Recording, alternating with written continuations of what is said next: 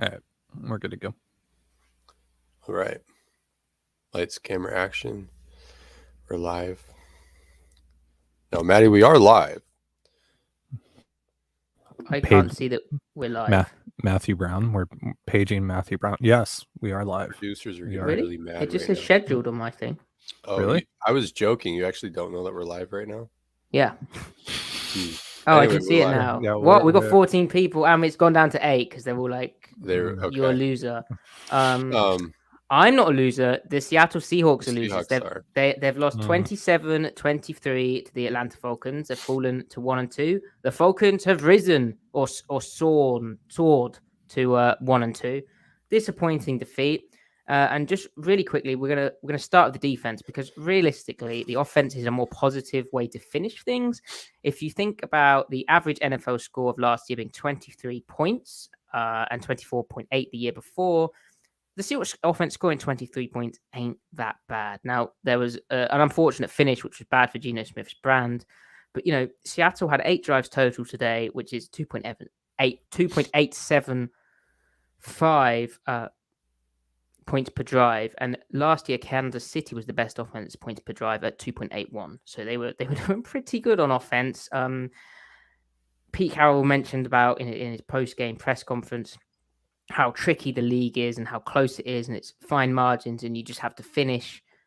Really, though, it was very hard for the Seahawks to finish because their defense only forced 1 punt on the day. They allowed 179 rushing yards. They got a takeaway, but it was very fluky. Like it was literally gift wrapped on a plate, and I'm not sure that they got the stop there.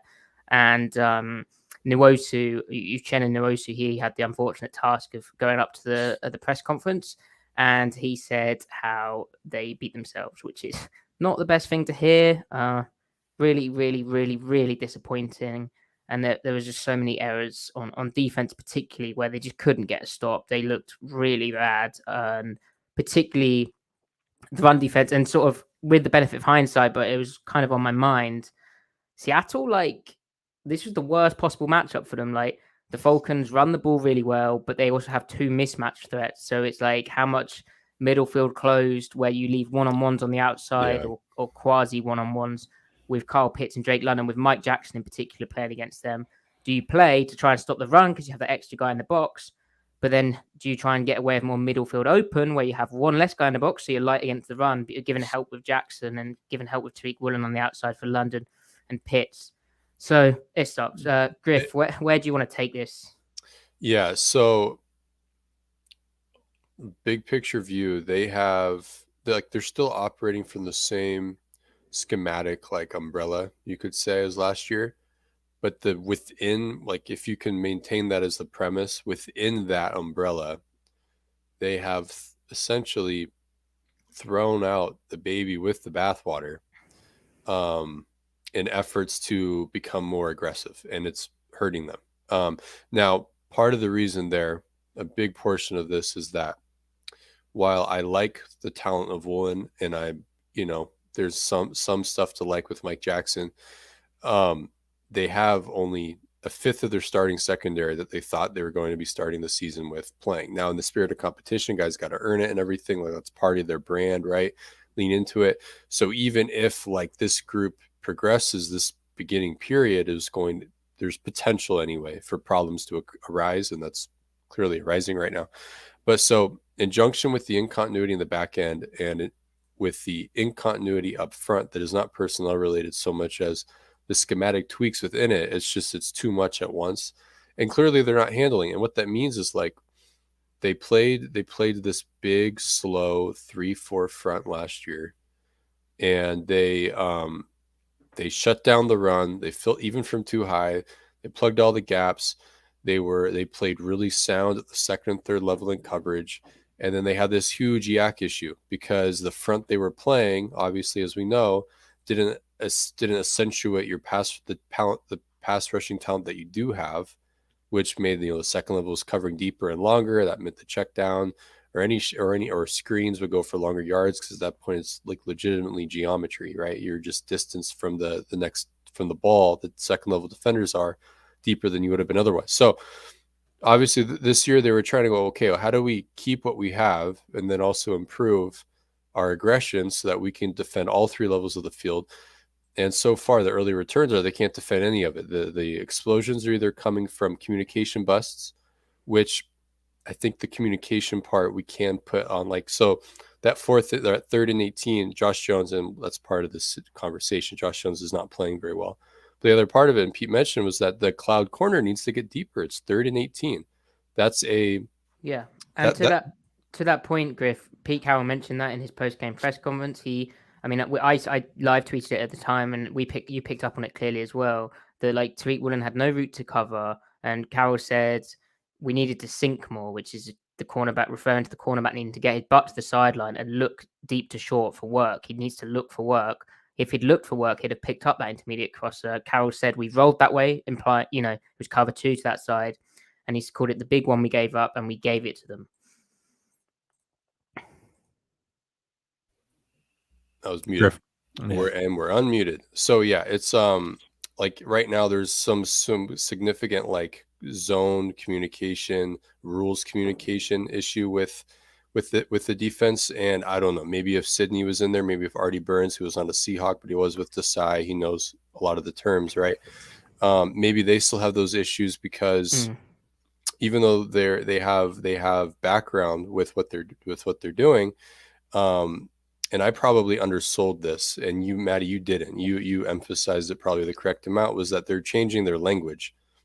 And because they're changing their language, even if the rules are very similar, how you get into what you're doing and when knowing what to do what, right, all that stuff, that can also be a disadvantage if there isn't that continuity. So I just feel like the personnel issues on the back end is a lot right now, combined with the minor scheme tweaks, it magnifies it.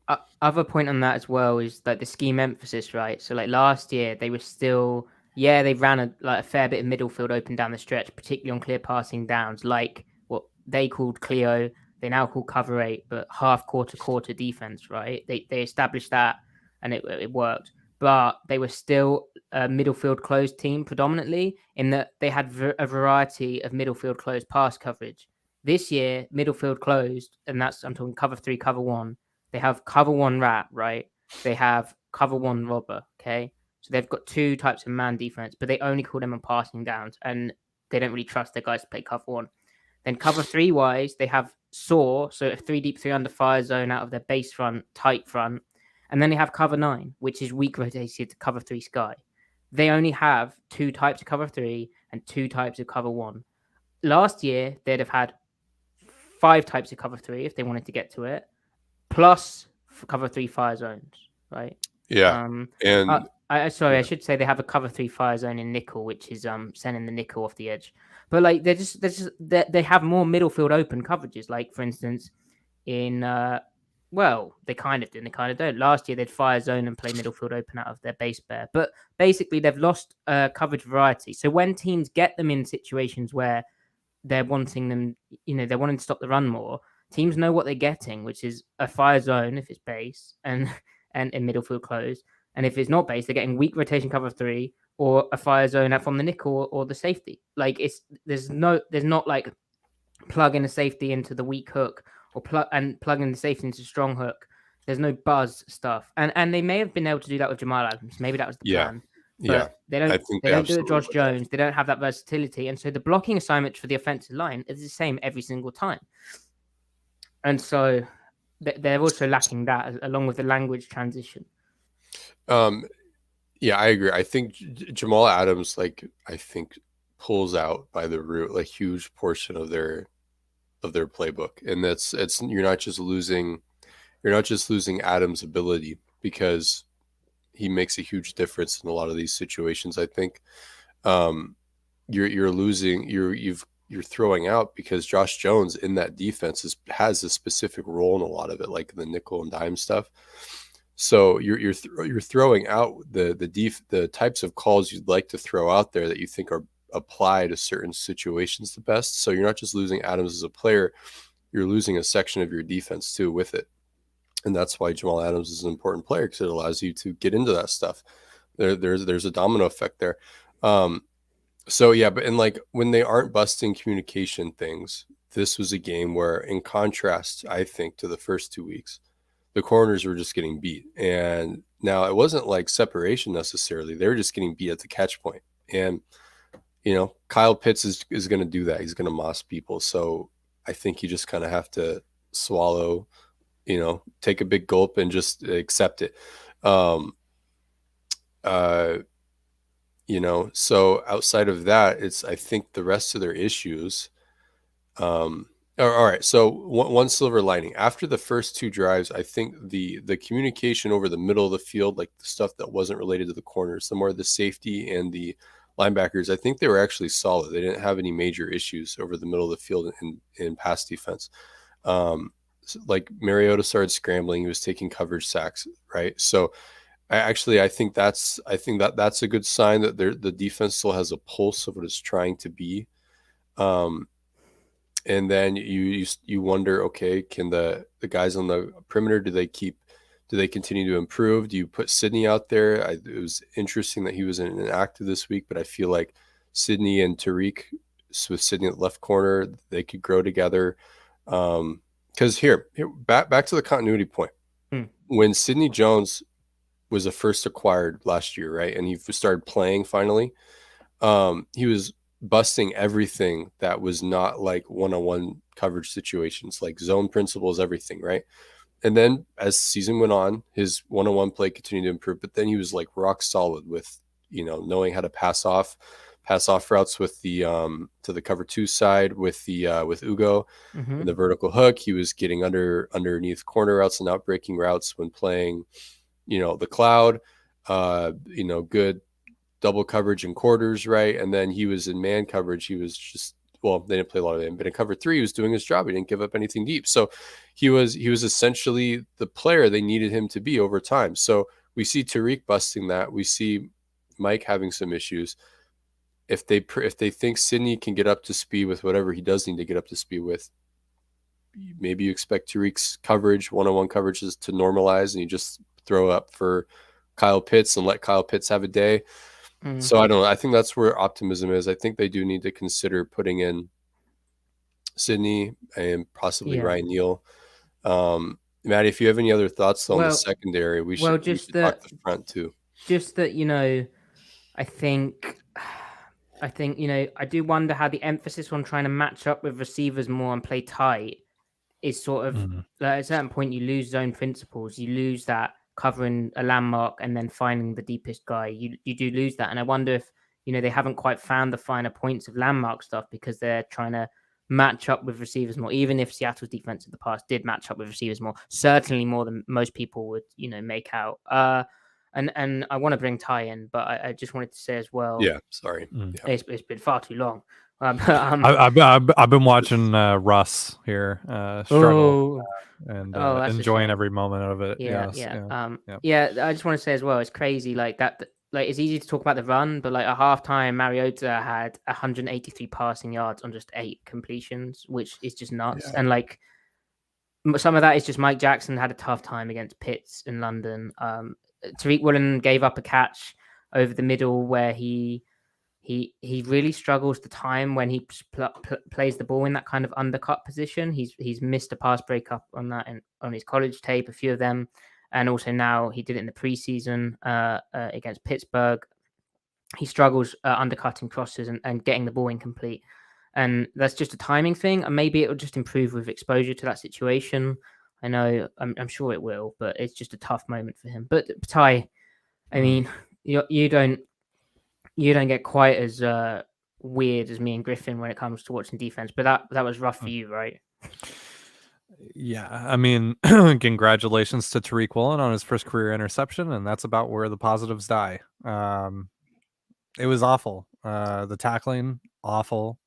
More penalties at inopportune times. It's just, and I mean, you can't give up 179 rushing yards. You can't do that. And I don't have all the explosives here, but just listen to some of these big gainers for the Falcons: 40 yards, 28 yards, 30 yards, 26 yards, 22 yards. Just can't do that. Just can't do that. And of course, like you guys mentioned with London and with Pitts, they have some guys that They just cause matchup issues for the defense, but still, it's you go up against a team like the Falcons, and you can't do this. You can't do this, and especially with the third down struggles again, struggles to get guys 3 and out, and 3rd and 19, you can't give that up no matter who your opponent is. Doesn't even matter if you're playing a perennial Super Bowl contender. You can't give up 3rd and 19. Just can't do that. Nope. So, so it's just bad across the board. The pursuit angles are still awful. They can't set the edge to save their life. And they're not limiting the damage at all. And they're not putting themselves in any sort of favorable situation whatsoever. And it's just, this is going to happen. This is going to happen as long as this continues, and of course, we can get into the scheme and everything, but just fundamentally speaking too, this team is in hell right now. And so it's really frustrating to watch. And this loss to me begins and ends with the defense. Right. A lot of people blaming the offense. And I know, again, and we're going to get into it. They only scored 3 points in the second half, but the way that the offense was moving the ball, how efficiently they were moving the ball today, I don't know. Like, there's just a lot of bad takes right now on social media. A lot of fingers being pointed at the wrong people. Yeah. I must have muted all the accounts. I think I've done a good job muting. I think I've managed to avoid all that. Yeah, so it's just, I don't know. It's it's really disappointing, especially to see a Pete Carroll defense play in this way. And I'll say what you've been saying, Matty, and what you've been saying, Griff. Ken Norton Jr. did nothing wrong. Oh yeah, well, we'll say that for another day. But I mean, there's a lot of problems which in some ways familiar, except they can't stop the run now, and they still can't stop the pass. But anyway, that's for another day. But what Ken Norton Jr. did do was Griffin used bare fronts a lot more often. So that's where you have the center covered, you have both the guards covered, and you have 2 wide edges. Now, with Hurt coming in, he's running a Fangio defense, the Fangio language at least, and using some Fangio concepts. Fangio did similar, like that's where, I'm sure we thought some of the reasons for the change to these bare fronts of 2020, 2021, what is their main base front. We thought that it came from partially Clint Hurt's influence, right? So then to see them not use them, they use them, but to see them be a predominantly nickel 4-2-5 even front team and get gashed against the run and not run stunts up front and just be embarrassing up front, like Ty's right, the fundamentals are wrong, right? That doesn't help. But going back into the scheme, like why are they doing this? why are they so insistent on this? On even like normal downs, like even against some heavier personnel looks, like why, Griffin? Yeah, so it's all in the name of they're trying to keep their defensive line juiced up to get after the passer. And obviously whatever they are gaining in pass rush isn't enough to offset the losses they're getting in the run game. And also their whole pass defense has so many issues anyway. I don't think it would even make a difference. Because think about the edge rushing personnel, right? Like if you think about the even front teams in the league, like the 49ers you're playing right now, they don't have 250-pound outside linebackers being asked to set the edge. They have a Bosa, who obviously is a ridiculous player, but he's more like 260, 270s, right? You have more of a 4-3 end. And you even might have a guy, and you play them wide 9, and you let them get upfield, and because they have the strength as well to cause problems, they can get up. Seattle doesn't have that. They're relying on like agile guys who are trying to take inside moves and beat blockers and dip under it, but they can't really set the edge. Right. So is it the other aspect of this is that when you present an even front, it makes it a lot easier to set protections like the math. Mm-hmm. Even though when you are in a bare front and you're trying to rush when your second edge is or when you're the other edge of your defense is a 300-pounder because you're dropping your other edge, your outside linebacker into coverage. Yeah, you lose that. but you can still ensure that you're getting one-on-ones with whoever your 250, 260 guys that is actually rushing if you do it right. When you're in this 4-down front, I mean, I feel like Darrell Taylor, I feel like they're half sliding to Taylor's side, and he's getting chipped and everything, and he's not able to get clean rushes the way that he has. So I don't know if this is working right now, and it begs the question, like, when they go nickel, and you asked the question last week when we all did, why are they not playing nickel 3-3-5 personnel instead of nickel 4-2-5 personnel? Last year they played nickel bear out of 4-2-5 personnel. This year they could do the exact same, but out of 3-3-5 personnel, because they're technically of 3-4 in personnel now. But like, it's very simple to go like that, and I don't know why we haven't seen it at least on one snap. It's very unusual. This game, we saw more kind of underfront stuff in base 3-4, again, because they're worried about the C gap issue that we spoke about.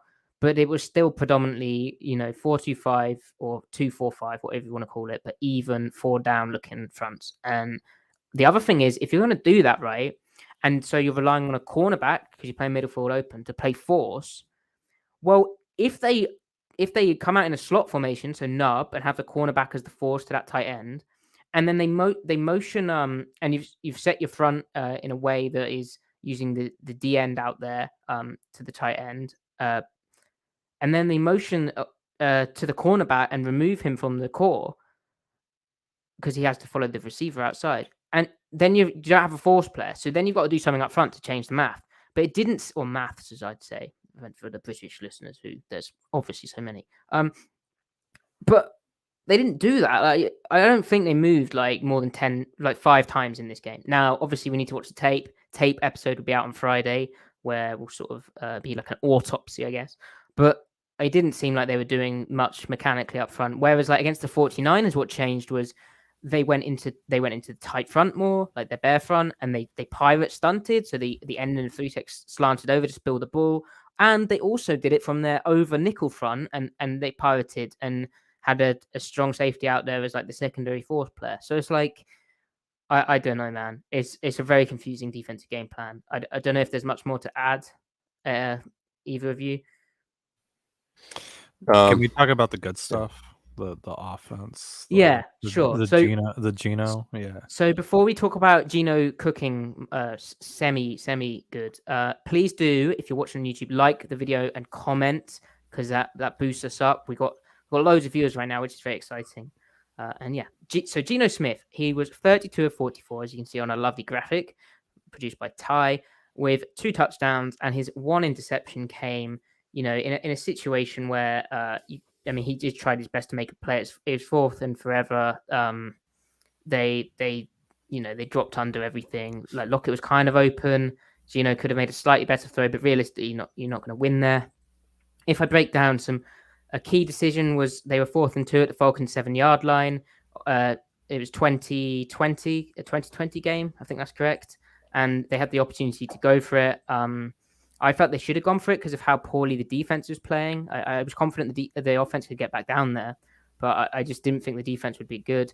Seth Rold of ESPN broke it down as the win percentage for going for it was 61.1%, but the win percentage if they decided to kick, which they did, was 58%. What was frustrating about that sequence was how they also took a timeout. But afterwards, it's clear the players weren't right on the field. Not Geno, but the rest of the offense wasn't ready, so they didn't want to make a mistake. Like, I guess the 49ers, where they made a poor play with that interception from the Wildcat. So anyway, really, Geno's performance and his process was excellent. The fact he dropped back 44 times when they were running the ball so effectively, I think is evidence of that Pete Carroll will always, he's not a run-heavy coach. He just does what his players are best at, right? Like, we've been saying this for ages. Griffin's gone back to USC data of how he used his quarterbacks then. Like, he does what his quarterback's best at. Geno's really good into the intermediate areas and being accurate in the intermediate. So you can do more of that, right? Because there's more on there, and it's less risky in theory. Like, it's not, and you can only do, as Griffin's also said a lot, you can only do so many sideline go balls. Like, so if we're thinking about the old previous quarterback, whereas Geno, there's more options, especially in the drop back game. Hence Right. why he's dropped back 44 times. And they've been pass heavy every single game. But I'd have liked Seattle to run more. I'm not gonna lie. Like when the run was doing so well, but like let me just get the rushing figures up. Yeah, Penny was 14 for 66, 4.7 yards. DJ Dallas 3 for 21, 7 yards per carry. Kenneth Walker 3 for 19, 6.3 yards a carry. Travis Homer 1 for 7 yards per carry. So they were going off. So yeah, Geno played well, Griff. Yeah, and it's weird that their issue for their prospects right now this year is not quarterback related. So Griff, like to your point, he's like honestly one of the most watchable things about this team right now. Yeah, he is, and it's crazy that he can. He's converting a 3rd and 8 a 3rd and 8 in tight coverage, is a window that opens and shuts to Tyler Lockett after DK Metcalf drops. Perfectly placed ball at the seam. Granted, it was tipped, but it was rifled in there enough that it was a little wobbly, but you can still catch that. I know it makes it harder, and I feel like the tip wasn't the tip so much that it obscured the vision for DK, but that's the ball that still gets caught every week in the NFL. So, Geno is executing the offense. He's giving them what they need. He underthrew the one fade ball, and that's a ball that he can throw. I mean, I feel like he just babied that one a little too much, like he over aimed it. Then when he threw that near interception deep down the middle, like he was from a stationary position, that's the throw he's made. He can throw the middle hole shot, but he needs to step into it. So it's like he needs to find a way to hitch into that throw, I guess. But we saw the spectrum with him this game, the limits of the arm talent, but the arm talent that he does have, the decision making, the poise. He avoided some sacks that could have been sacks, but they also protected. So when he's protected and when his receivers are catching the ball, I mean, he's a high quality operator, and within a certain range, I think he has well above average accuracy, and he's playing with timing and everything. It's like he's controlling all of it. So if this team is a bottom 5 team this year, I don't think it has to be because of him. So that's also an exciting part. So that means that if they're going to be even remotely competitive this year, which feels like a huge if right now, he'll be doing his part. So he's been really good. It's just he's not good enough to mask the very glaring flaws that this team has. So he could still play like this for the next 14 games that they have, and they could still lose like 10 plus of those. He's not Patrick Mahomes, like. Yeah. Okay. Like, but he made some big boy throws today, though. I gotta tell you that. Like, that was very impressive from Geno. Even some of the passes that didn't end up going complete, like the one that Griff mentioned, the tip by Rashaan Evans there. It's a great throw trying to get that over Evans. He just Evans made a decent enough play to get a fingertip on it. But DK should still grab that. The throw to the back of the end zone to DK that ended up being incomplete because DK couldn't get his feet in bounds. I mean, it ends up being incomplete, but that's a great throw still, in my opinion. So sometimes Geno, honestly, over the last 3 weeks, like some of these throws, like Geno's straight doming, but and it's really fun to watch. It's also like I like that he's kind of taking some risks, and like Griff said, like he needs to step into like that one throw a little bit better. But just again, I don't know. Like I'm seeing takes. Sorry, I know I keep on interrupting you. No, I'm interrupting you. But I keep on seeing takes on Twitter today, or like. Like it's time to go to Drew Lock. No, what the hell? Like that's like you're pushing an antiquated narrative there. That is completely irrelevant. That doesn't make any sense. This was Drew Lock would be a disaster on this team. They'd get shut out straight up. And like, I'm not trying to be a Geno apologist here, but like this wasn't Geno's fault. Geno did enough today to win this game. There's obviously probably going to be some stuff that shows up on tape that looks like. That's like, all right, he could have made a better decision here or whatever. But like for the most part, when you complete, almost 80% of your passes and you're able to drive the ball down the field, and you're able to rack up 320 plus yards of passing, and your offense as a whole goes 400 plus yards of passing, you should be winning most of those games. Yeah.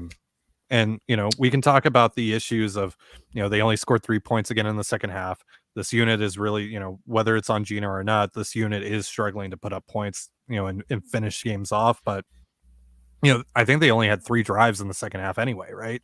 So yeah, so the Geno almost pick, right? Like he didn't step into it. It was the right read. He just didn't step into it, and so he kind of missed the touchdown. That's bad. Almost pick on the stick route to DK, where I feel like he just trusted DK too much. Like the defender leverage was kind of giving it, and then the defenders played it well. So he got 2 let-offs, right? But then the second half, now the Seahawks kind of have a second half problem. Like they've only scored 6 points in the 3 second halves of the 2022 season, which is a small sample size. But the fact that that's been like in 2 close games and 1 game where they were behind chasing, that's like, to me, like I need to like go back and watch the tape. But like to me, Waldron might have an issue there. Like also interestingly, like the Seahawks tight ends, right? In the first half against Denver, 98 yards, 17 points. In the second half, 4 yards, 0 points. In San Francisco, they had 11 yards all game. And then versus Atlanta, first half 61 yards, 20 points. Second half 23 yards, 3 points. So the tight ends are important, and they sort of have dwindled out in the second half of games. Why that is, I'm not sure. I know on the last drive, Geno, they came out on the first play and tried to target 2 tight ends at the bottom of the screen in a 12 personnel formation where one of them was split out wide, and Geno got sacked. So they were still trying to get it to them. Geno said in the post-game press conference that he didn't get played any differently by Atlanta. They just made mistakes, right? Yeah. And like the final moment where it'd been nice if Geno had done it, like that holding penalty where they would have been down at the 8 and then they're in a really tough position, 2nd and 20, is so tough on Gabe Jackson. Like I don't know what a pancake's supposed to be. Like when number 70, the left tackle, false starts on like every single pure drop back. Yeah. And it doesn't get called the whole game. They called it on a left guard when it actually, like, I mean, to then call that a holding penalty in Jackson when he just latches on and then knocks a guy over, that was very ticky tacky and seemed harsh. Again, and also, how is that Geno's problem, right? Like how is that? It's not Geno's problem. So then to that point, he gets him in 3rd and 8, which is manageable-ish. I mean, it's not, but it's more manageable than forever. And on the 3rd and 8, Grady Jarrett is Grady Jarrett. He lines up and beats Austin Blythe across the face. Geno does not have time to do anything there. Like realistically, like Russell might be able to, like a Russell Wilson type might be able to like duck down and somehow spin out of that. But a pocket quarterback like Geno, you're not doing anything against that. You have to protect better, or you have to just avoid, as Geno said, you have to stay in manageable downs. You can't get in those sort of pure passing situations. Not just with Geno, with any like drop back quarterback, because defenses are too good. Like Grady Jarrett can then tee off against you, and then you're in 4th and forever, and that's not a winning formula. And as I said at the start, it would be nice for Geno's brand and just for the team if he could go and win a game, right? But he did enough throughout the course of that game to win. Like, and really, their drive, the game winning, what should have been the game winning drive, stalled through things which were nothing to do with him. Absolutely nothing to do with him. And if not for the holding call, perhaps he does win this game, right? Because they're at the. I think they were at like. I think they were at like the 8-yard line. It would have been the 8. And he got like. So I just. And also, I see people blaming Geno for the 4th and 18 interception. Are you serious? It's a desperate. He's just trying to make a play. Yeah, he's just trying to make a play. It's this is just, I don't know. Let's stop with with that narrative. That's ridiculous. Like, there's a lot of issues with this team. Geno isn't one of them right now. Yeah, and on that note, so like on the offensive note, and we talked about how Geno can play well and the protection is playing well. Falcons don't have a good pass rush. They have Grady Jarrett. They have Ebiketie, who we like, but I don't know if he did much this game or he's been doing much. They protected well. The rookie tackles held up really well, and the interior held up really well. Some stuff happened, I think, on the final drive or two. But, I mean, if that's the continuity that they can get out of them, hopefully that has like a positive snowball effect moving forward, going up against the Lions. So, that's a good sign. DK needs to catch the ball a little bit more than he is, and I think we'll be fine. So the offense can be fine, so long as they don't run into the 49ers again in particular. So, Griff, you actually posed this question because you're a very smart person, but you asked, can they fix this? Because they've had slow starts on defense. This is what I'm talking about. They've had slow starts on defense before. Now, can they fix this with and get better like they did last year and the year prior? Can that happen, or are they doomed? I mean, as outsiders, like, we have no idea what's going on internally, what they're seeing in practice, what the actual health of Sidney Jones and Artie Burns is, right? But if it were me, I would think play Ryan Neal and play Sidney Jones at left corner, and then play more 3-4 up front, and then offset what you're missing in pass rush with some fire zones here and there, and then go play ball and put together some weeks and then reevaluate, then sprinkle back in the 4-down stuff as you feel it's necessary. That's what I would think. Like, I feel like they have the resources in the building, to make to right the ship. But Griff, turned Clint Hurt said he wouldn't ever drop someone into coverage. I know, it's just so funny. It's like, dude, you don't need to. I feel like, did he cave into public pressure, or was it pressure from the players who are like, don't ever do that? What's ironic is now that I think being a player's first coach, I think that is part of it. Yeah, what's ironic now that they're doing this is like you've got less good passing downs for the Russians to tee off, and you've got guys being washed setting the edge. It's harder for them. They could use Carlos Dunlap and Kerry Hyder right now if this is what they're trying to be. They need a 4-3 end. Yeah, because they're a 4-3 team. They're not a 3-4 team at the moment. Right. That's what I'm saying. But they need to act like a 3-4 team. Anyway, so they're running a 4-3 or 3-4 personnel. They turned around the ship that started off horrifically in 2020. I mean, they were literally like they actually weren't one of the worst defenses. Volume yardage, yes, but on the rate basis, they were like 21st worst defense to start 2020. And statistically, they were, I think, like top 5, but then with a better, a more granular look, they were still like 8th. Adjusting for opponent and everything in the second half of 2020, and then in 2021 they turned the ship around, and they didn't take a full half season. They had like 3 bad games in the first 5-6 weeks, and then they turned it around pretty heavily with some, I think, injury related lapses. But the point is, they turned it around. We just concluded week 3, so they've done it before. They can do it again, and I think they have the personnel to do that. But they need to make some personnel changes with their depth chart, play the rules a little bit better, and see from there. But at this point, I think they can, but I have no idea if they will.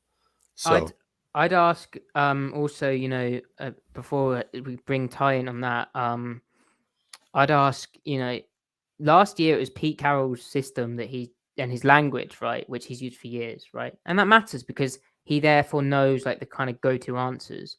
Like, how are they going to fix it if Carroll doesn't, he's less familiar with this language? Sure, he knows what's going on, but he's still less familiar with the whole thing. Like, yeah, they're using similar concepts, but still the emphasis is slightly different. It's different languages, we've said. So that's a concern for me. Maybe the solution is some kind of weird Frankenstein thing where they build in more stuff. I don't know. I'm not necessarily sure they can. We will see. Ty, do you think they can fix this, or are they kind of doomed from the talent perspective? And that's that. Well, I mean, it kind of goes back to the conversation that you and I had on the Wednesday show that, there are going to be growing pains for this defense because you are starting a lot of young guys, and, a lot of guys in general or a lot of young guys in general are getting quite a few reps. But, I think there's some pretty glaring issues. I mean, the big one, which you guys have talked about, Jamal Adams going down. I think that's completely just derailed their whole plan defensively this year. And we're kind of already seeing that. And Josh Jones isn't, he's nowhere even close to what Jamal Adams is. And, we're seeing that very clearly. And, I think at the very least, the fundamental things should sort himself out, theoretically speaking, that just, with more time, more experience, especially for some of the young guys that is going to improve. But There's some really, really concerning things here, right? Like, and I'm not particularly sure if the personnel matches up with what exactly they want to do right now. So either they tailor a game plan that's more in line with what they currently have on the field, or they just wait and see if everyone can gel. I don't really know. It's disappointing because it kind of seems like this is just going to continue week in, week out, and knowing that that's probably going to be the case, at least here for the next few weeks. That, I mean, it's hard to get very excited. It's hard to be positive about this right now. Yeah. So not private chat. YouTube comments. I mean, we have a private chat where we communicate. A little behind the curtain there for you guys. YouTube comments. Those of you watching, please do comment your questions. We have a few more minutes to go. We'd love to hear them. I'm seeing this comment from Carl, and he asks, "Do we think Schneider will try and make any biggish moves during the season?" I mean, they're in on everything. So I think it depends on their record. If they're if they're 500 or moderate, like, or one game above or below it at trade deadline, I feel like he wouldn't hesitate to throw a early day 3 pick, third or fourth. If there's some impact player that is on a team that's struggling that they didn't expect to struggle, and they're like, all right, fine, we'll offload this contract. I mean, even if they suck, though, I kind of feel like if there's a long-term asset that they can, maybe like someone that's under contract for at least next year, then probably I think they're going to end up doing something. Because especially when you've looked at other years that they've had that are kind of like this, where they're, if we want to just say that maybe the ceiling still for the, let's be positive here for a second and just say, like, they could be like 2010, 2011. They made trades during those, or they've made moves during those times as well. So even when the path of the postseason didn't look great, so I think they can get aggressive there. It just again, it depends on if the right situation presents itself, and that would be someone that's not just under contract for this year. Right. I don't actually think they'll make a trade at all, but I think I'm feeling a bit negative about Seattle's record. Although Ty makes a good point, but he's sort of got me believing in maybe a trade. So good arguing, Ty. But personally, I just don't see that. And there's like a real chance today. Like, if you look at the schedule now, it's tough, guys. It's really tough. So got to focus on the positives. Here we have a question from Nobro, saying, they said, "What's going on with Jordan Brooks? I thought he was going to take a step up this year." I don't think he played poorly today. Agree. I'm not sure anything that happened today was a result of the linebackers, really. I think last week, we talked about how, like, there's the adjustment period of how they're trying to fit the run, too high structure with behind 4 defensive linemen instead of 5 presents challenges. But like, some of that, it looks bad at first glance, but it's really not the linebackers' fault. It's like the collective run fit, how it's organized, it puts them at a disadvantage, but it's to a defensive lineman's advantage.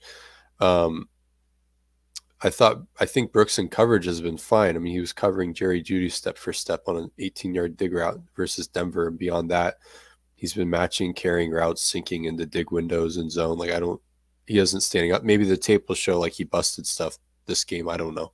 No, I think there might be an absence of like huge plays in the backfield, maybe.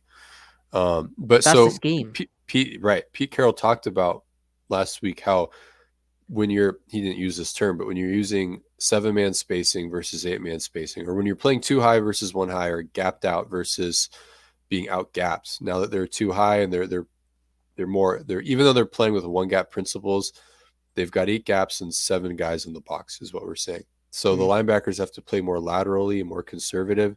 He even used the term full back. You have to stack it, which is like hiding behind your big lineman who's supposed to be playing heavy up front and falling back. they are rarely literally allowed to actually knife a gap into the backfield now. Like that's part of it here. They're playing like those opportunities only present themselves based off how the gaps change or don't change. It's all very circumstantial. So yeah, we're seeing a lot less gap shooting because they're being asked not to do that. So Camden, of course, taking the opportunity to talk about fullbacks here. Hell yeah. So Nick Ballore is right there. Yeah. And Ballore Camden, is right there. we see your other question, Camden, but Puna at fullback. we'll get to we'll get to that in the film. Puna pop episode. pass at the goal line. Guys, There I'm you trying to be go. professional here. Let's be realistic. No, do you know what? Like, if the season's going to be like that, why not, right? Why the heck not? At least Puna would make a play. That seems like a Sunday Night Football thing, but they're not playing on Sunday Night Football. Thursday Night True. Football. I don't think they'll be on primetime that often. That- Anyway, that's a Thursday Night Football because they're at least getting that. That's a Thursday Night Football. They call. are. Yeah. Or maybe when we're in Germany, you know, Ooh. little German action, little something. Puna out quarterbacking Tom Brady. I like it. There we go. Yeah. But yeah, we'll get to the other questions in here, which are kind of more tape related. Next time. But thank you everyone for taking part. We appreciate you tuning in live. It's very exciting, at least for me. And yeah, we'll be back. Don't you worry. We'll be consistent. So this Thursday or Wednesday, if you want to join us live, Ty and I, maybe Griffin, will be doing the news stuff, and then the next day, Thursday or Friday, if you're listening, we'll do the tape review and the preview of the Detroit Lions game, which looks, honestly, given Detroit's strengths, I mean, at least their quarterback can't run, but like that's a frightening looking matchup. I don't know when. Hopefully, when does Jameson Williams come back? I am not familiar, but I don't know. probably a bit longer. Amon-Ra St. Brown and DeAndre Swift against us. Oh God. Oh boy. Oh. Anyway, thank you everyone. We love you, and you know, keep the faith because it can't get much worse, especially on the defense. The offense and the offense is good. Like, enjoy watching a pocket quarterback who processes well and you know, reads everything out and hits tight ends. You know, at least it's different. Indeed. All right. We're on to Detroit. We're on Detroit. Detroit.